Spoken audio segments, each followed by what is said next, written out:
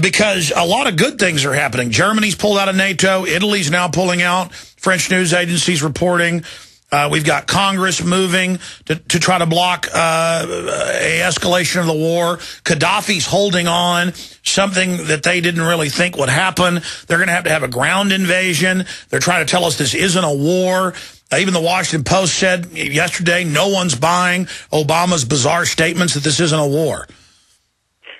Many of you have viewed my latest DVD presentation. There were 3 DVDs that I did entitled The Middle East, The Rest of the Story. Everything that I said in that DVD has been confirmed through the sources that I was just with. Every bit of it is true. Folks, for the sake of your dinner table, I plead with you. My 6 DVD set of everything the elite have told me for the past 2.5 years. If you have never seen them, it's a must for the sake of you sparing your household. And as a result, every bit of this was confirmed through these conversations I've had here in just the last few days, that you, the American people, are literally paying. You are paying for your own destruction. Obama, our president, has been told by the elite what he must do. He has even risked his next election, because if this thing goes any further, he's in real trouble, but he has no choice because they've demanded him to do it. And the American people are paying to depose every one of this Middle East country now, much quickly, because I know we're giving out. I've got to go down to gold and silver. Oh, my goodness, what I was told on this is amazing. Don't pay any attention to the price of what gold and silver has done recently. Gold and silver prices will remain where they are through about August. And beginning in September, are you ready? Oh, folks, please. Mr. Fromm said to me years ago, he said, Chaplain, if it's written on a piece of paper, it's worth the paper it's written on. Okay, what did they tell you gold prices are going to do? The gold and silver prices from September through December are going to rise between 20 and 25%. They're going to back the new world currency with it when the American dollar falls. They have a new term now they're using. They're calling it the petrodollar. They don't anymore refer to, this gentleman didn't refer at any point to the American currency being the standard currency of the world or the reserve currency of the world. They're now calling it petrodollars, and they said to me, I'm going to give you a sign. Here's a sign that was given. Stay there. We'll get it after the break, and we'll try to jam in some of your phone calls as well with Lindsey Williams. Stay with us. We'll be right back. Pastor Lindsey Williams is our guest. We're integrating his sources information with the information we got a week and a half, 2 weeks ago at Bilderberg 2011. And I do know both the sources that Williams is using. One of them is now public. The other is not public, but I know who it is.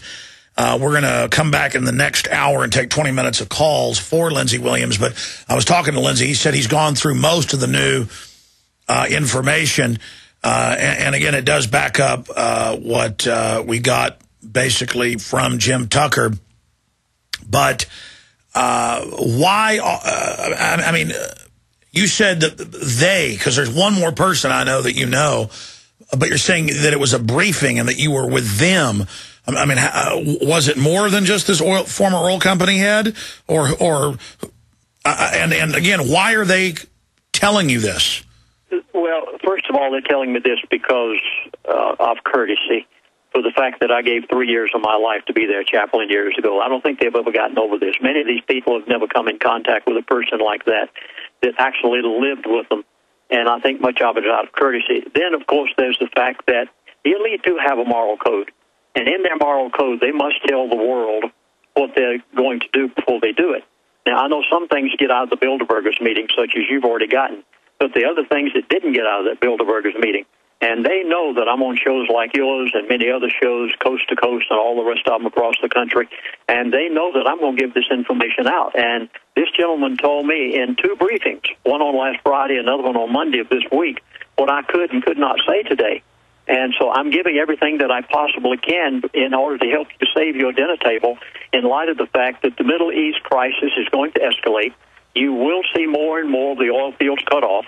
You're going to see an increase in the price of that oil later on this year, but they've backed off for the time being in order to keep you quiet, like a frog boiling in a pot, and try to keep some people like Alex Jones quiet, which I'm quite sure that they won't succeed in keeping you quiet on me, Alex, because we've got to give this information out.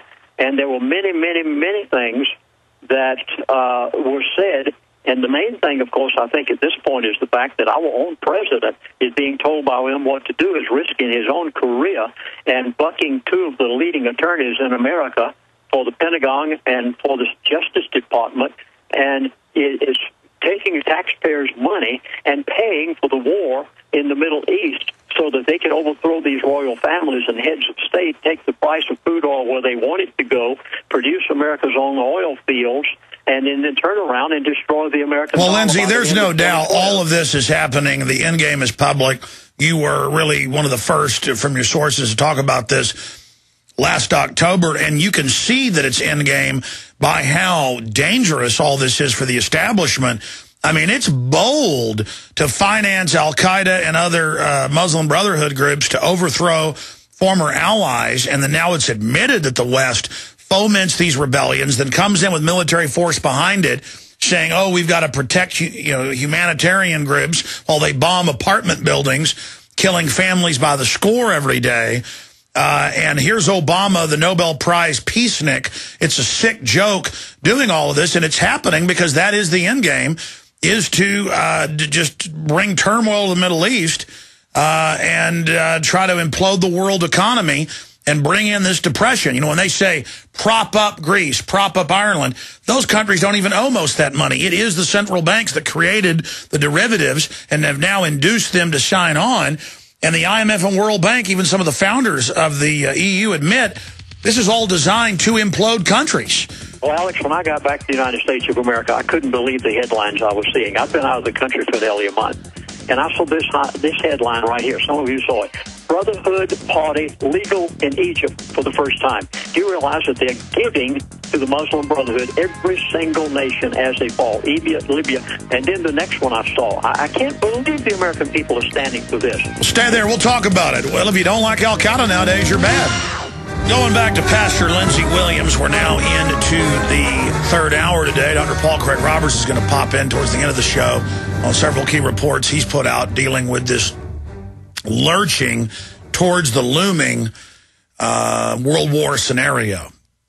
And to be living this and to see this unfolding and to see our government totally hijacked by these interests makes my head spin. And folks know that I'm not somebody that gets up here and gets into Islamophobia and hyperventilates all day about the Muslims. I know al-Qaeda was founded by the CIA. I know it's a group used to destabilize and overthrow more moderate countries. And I know that in Iraq, you know, they threw out the secular leader and put things even worse in. And that's on record.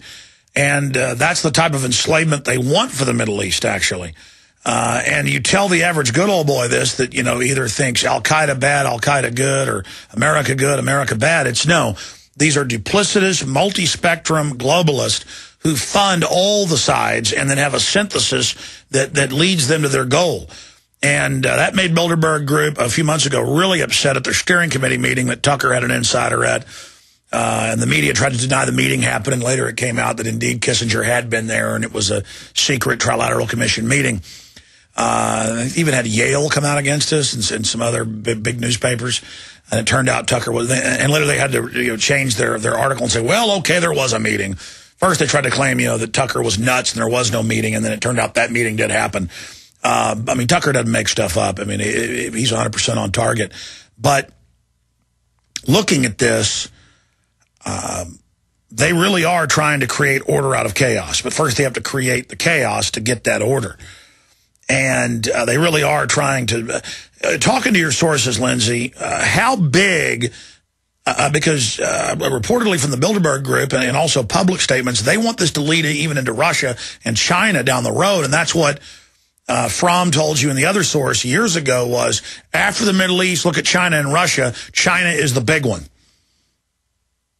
It's the big one, and even right now, with the major crisis in the Middle East and the stupidity of the President of the United States of America risking his career because he's told them they have to, all of that is totally insignificant to one thing that I haven't even talked about today because that wasn't necessarily in the briefing that I got. But Mr. Fromm told me years ago, he said, Lindsey, don't pay any attention to what's happening in North South Korea. He said, never mind the Middle East. He said, China is the big one. And, of course, you know what China's done lately. But when I got back here, let me go back into these headlines because it leads into this subject.